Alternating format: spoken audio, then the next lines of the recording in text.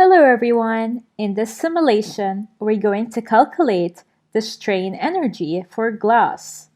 We will select the glass from the specimen tray, and now we will stretch the glass until it breaks.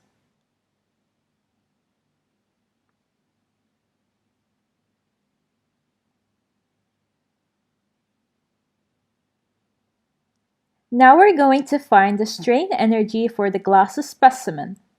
We will move the cursor over the graph and the coordinates are shown in the X and Y windows. Notice that X is reading 11 and Y is reading 14. We will mark the points and highlight the area below the graph. Now we will click Calculations in order to calculate the strain energy for glass. As you can see in this panel, the strain energy stored is equals to half times the load times the extension. Actually, this rule is the area of the triangle, and this triangle is the area under the curve. So let's substitute the coordinates for the load and the extension.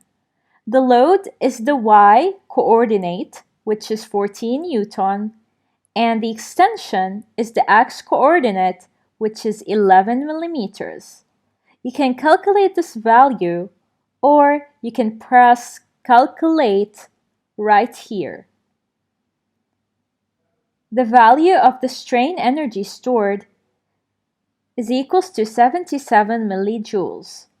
Notice here we used millijoules because the extension is in millimeters.